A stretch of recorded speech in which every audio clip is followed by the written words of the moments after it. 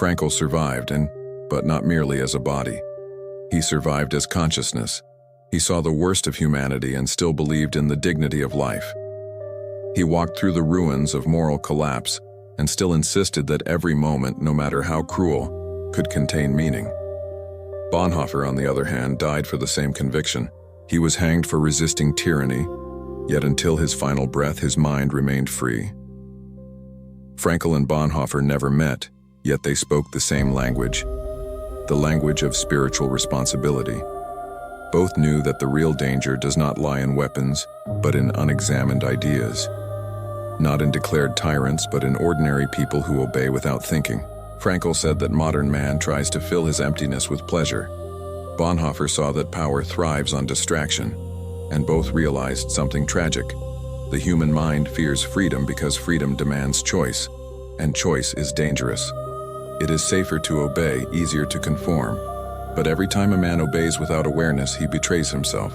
Frankl often said that life never ceases to have meaning, even when everything appears lost. And that is the hardest faith of all, to believe in meaning when the world has become absurd. Perhaps that's why lucidity today is seen as a threat. The one who thinks too much is called negative. The one who questions is branded rebellious. The one who feels deeply is labeled weak. But maybe the truly weak are those who live anesthetized, who prefer the comfort of illusion to the vertigo of truth. Frankl said that man is not a victim of the world, but a co-author of the reality he creates. Every choice, even the smallest, shapes the collective destiny. And that's why thinking is a political act. Reflection a form of resistance, and keeping the heart human amidst the machinery a daily miracle. Awakening is not beautiful. It's not romantic. It's a desert, losing the ground before finding the sky. But it's also the beginning of everything real. Meaning is not given, it's built, sometimes built among ruins. When you awaken, the world remains the same, but you don't, and that's enough. Frankl said, "He who has a why can bear almost any how." Perhaps our time demands exactly that, to rediscover the why, and with it, the power to say no when everyone else says yes. Close your eyes for a moment and imagine the silence after all the voices. No notifications, no opinions, only the sound of your own thought, returning to you perhaps for the first time in years.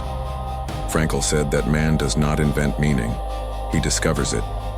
He discovers it in the moment he dares to look into his own abyss and not turn away. He discovers it when, in the face of suffering, instead of asking, "Why me?" he asks, "For what purpose?" Meaning is the invisible thread that stitches chaos together. It's what transforms tragedy into transformation, pain into growth, loneliness into revelation. And perhaps what the modern world needs most is not more answers, but more sincere questions. Because questions are the doors of the spirit, and only those who have the courage not to know can walk through them.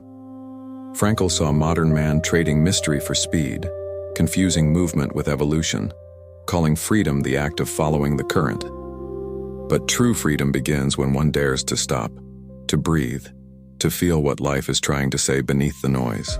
We live in a time that worships distraction, and distraction is the soft death of the soul. It doesn't scream, it doesn't destroy, it simply numbs. And while we sleep, consciousness dissolves. Yet awakening is always possible. It doesn't arrive with lights or revelations. It comes in the moment you remember that you can still choose to think, to love, to remain human even when everything around you invites the opposite. Frankl believed that God reveals himself not only in temples but in the moments when man says yes to life without understanding why. That yes is the seed of transcendence. It's the instant when a human being rises above circumstance and touches the eternal.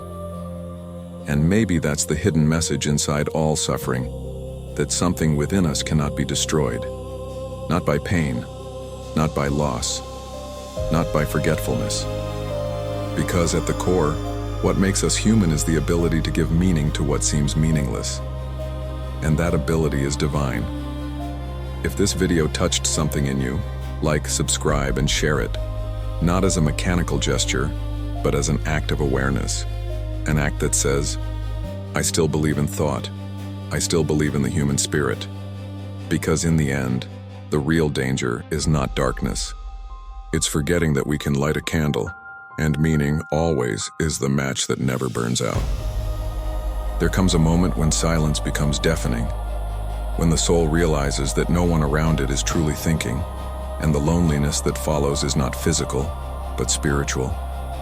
It's the instant when you awaken and see that almost everything around you is repetition, recycled words, inherited ideas, emotions manufactured for convenience.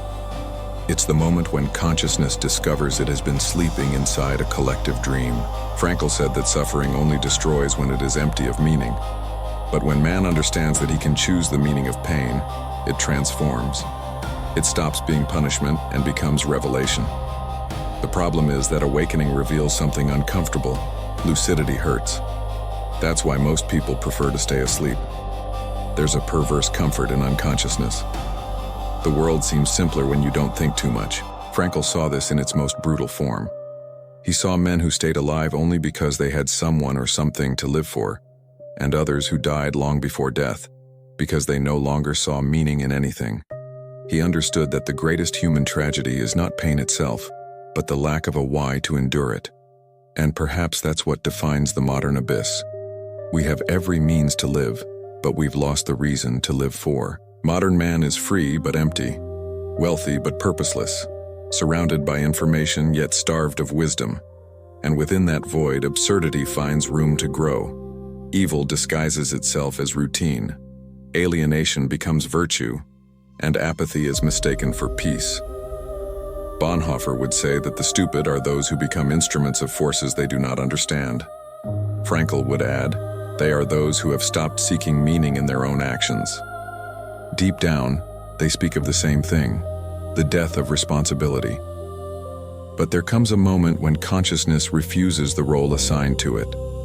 And in that moment, painful, lonely, almost unbearable, the true spiritual birth begins.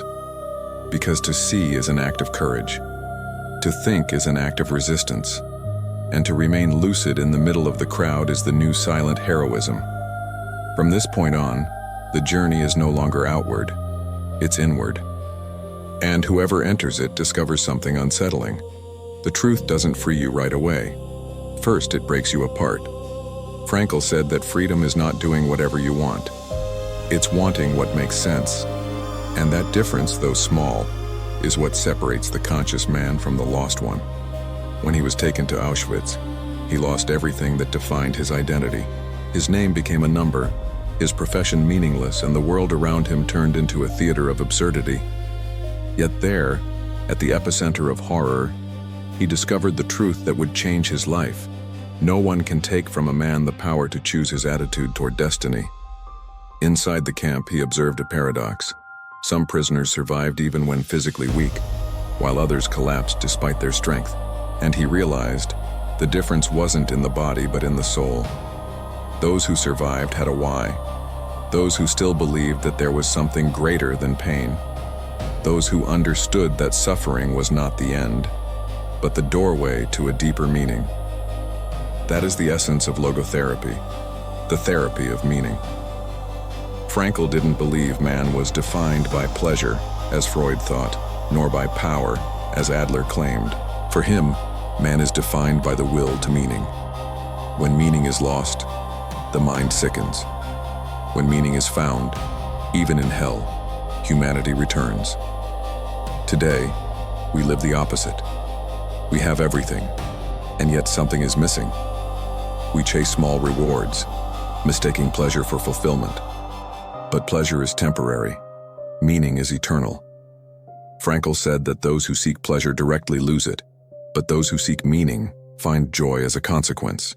Because joy is not a goal, it's a byproduct of purpose. Perhaps that's why modern suffering feels so hollow, not because it hurts, but because we don't know why it hurts.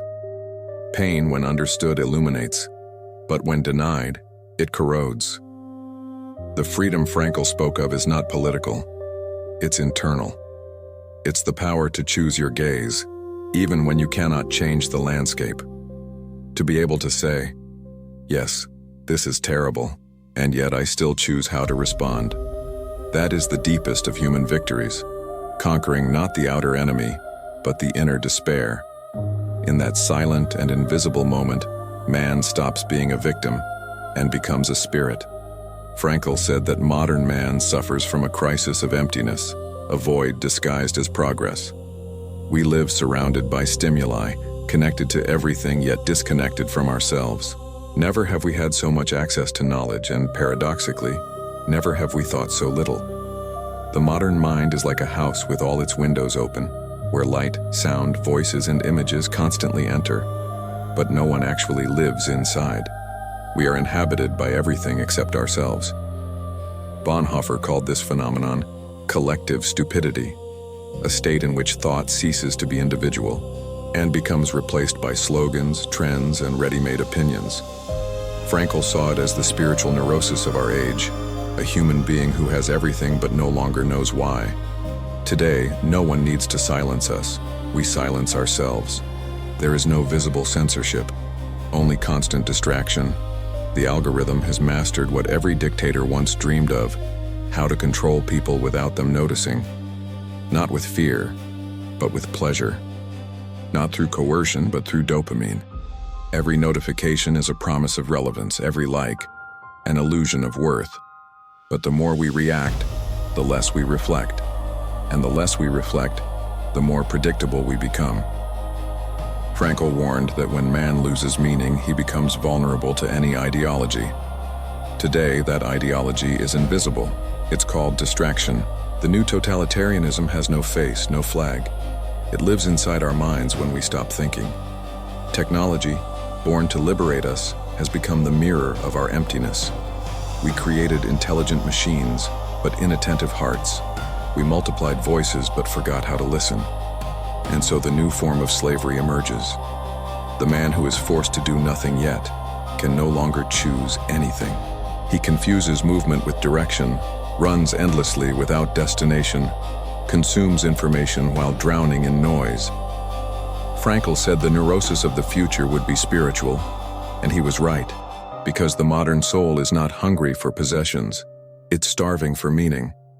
And as long as that meaning is outsourced to screens, systems, and ideologies, we will remain blind, confidently walking in the wrong direction. Yet there is something the system cannot steal. The instant when a person stops, breathes, and asks, "What does all of this really mean?" That moment is the beginning of lucidity.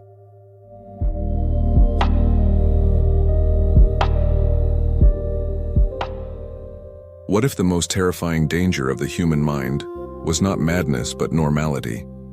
What if the true collapse of reason did not happen in psychiatric wards, but in offices, classrooms, and everyday conversations? What if insanity had no face of delirium, but of routine? Viktor Frankl once said that man is the only being capable of looking at his own suffering and still choosing what it means. But what happens when that choice is abandoned? When we allow the world to think, feel, and decide for us? When we trade the responsibility of consciousness for the comfort of conformity? Modern civilization calls this progress. But perhaps it's only anesthesia, a collective anesthesia, soft, constant, invisible, that turns human beings into gears. Each one repeating gestures and ideas they don't fully understand, believing themselves free while living in captivity. The danger of the human mind doesn't lie in its ability to make mistakes, but in its willingness to obey. The evil of our age is not ignorance, but the surrender of thought. And that's precisely where stupidity, the most subtle of all destructive forces, begins to bloom. It doesn't grow out of foolishness, but out of the absence of reflection. It doesn't arise in the dumb, but in the distracted. It doesn't explode. It seeps in. Frankl saw this in the concentration camps. There, the line between man and shadow was not drawn by physical strength, but by fidelity to meaning. Those who still found purpose amid the pain remained human. Those who lost that sense became hollow shells, obedient, surviving, soulless. Perhaps the modern world is a far more sophisticated camp, made of screens, of hurry, of promises. A camp where no one is forced to obey, yet everyone learns to do it willingly. And what if the greatest prison of the modern mind is not the fear of death, but the fear of thinking? Frankl said that man can endure anything as long as he knows why. But when the why is lost, the mind creates a void, and the void creates monsters. Monsters that wear suits, that smile, that follow rules. Monsters who believe they are good but have long stopped being conscious. And that's how normality becomes the new horror. Imagine a teacher who repeats the same phrases every day, the same ideas, the same answers, but who stopped believing in any of them long ago. A doctor who follows protocols like someone reciting prayers. A father who corrects his child not out of conviction, but out of fear of being wrong. They are not evil. They are simply people who have given up the responsibility to think. People who, little by little, traded their freedom for safety. And the most terrifying part is that they did it with a smile. Viktor Frankl learned in the most brutal way possible what it means to lose everything: family, home, dignity, even his own name, and still preserve the last territory of human freedom, the inner attitude. He observed, inside the concentration camps, that a human being can be stripped of everything except one thing: the ability to choose how to respond to suffering. But in the modern world, that choice slips away silently. No one takes it by force.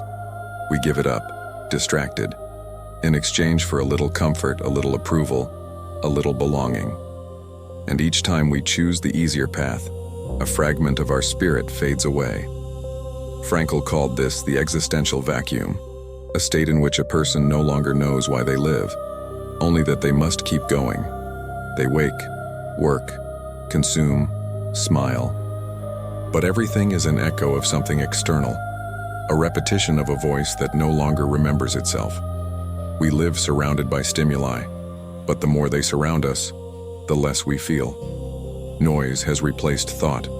Haste has replaced presence. And solitude has become collective. Frankl wrote that life does not ask, "What do you expect from me?" but rather, "What do I expect from you?" Yet how many of us still have the courage to hear that question? Most run away, because to listen would mean facing our own emptiness. And emptiness is what we fear the most. There's a kind of death that comes long before the biological one. It's the death of meaning. And no one escapes it untouched. If this video makes you pause for a moment, breathe deeply, and feel the strange beauty of being conscious again, then like, subscribe, and help this message reach others who still have the courage to think. Because perhaps thinking is the last act of resistance left to us. Dietrich Bonhoeffer saw something terrifying in his time, that evil, when it becomes collective, stops looking like evil. He called it the power of stupidity. Viktor Frankl, witnessing the same phenomenon through another lens, called it the existential vacuum. Both spoke of the same spiritual disease, the paralysis of consciousness in the face of collective comfort. The human mind carries a silent fear of being alone, and to avoid the desert of solitude, it hides inside the crowd. That's why entire nations can err with conviction, and why intelligent individuals become fragile the moment they stop thinking for themselves. Bonhoeffer saw doctors, priests, and professors, cultured and moral people, defending ideas they knew were unjust, simply because those ideas offered the comfort of not being isolated. Frankl saw the same thing. Prisoners who, even without chains, obeyed mechanically as if critical thought were a luxury reserved for the living. The collective illusion begins right there, when individual awareness dissolves into the mass. And what the mass fears above all is the dissenter, the one who thinks, who doubts, who sees too much. Because a lucid gaze is dangerous. It breaks the spell. And the spell of stupidity is precisely that it looks reasonable. In the modern world, that illusion has taken on a new form. Algorithms. They don't impose, they feed. They don't command, they suggest. And every suggestion is an invisible thread, guiding us without our noticing. The difference between Nazi propaganda and social media is that now, you think it was your choice. Frankl warned that the worst kind of slavery is the one disguised as freedom. We live repeating, "I can do anything," but rarely know why we want what we want. The culture of choice became a mask for the absence of meaning. Freedom became noise, and noise became religion. Bonhoeffer said, "Against stupidity we are defenseless." But Frankl would add, "Not entirely, because the defense still exists. It lives in the awakened conscience, in the instant when someone surrounded by voices chooses to listen to silence." Perhaps that's why thinking is the new act of rebellion.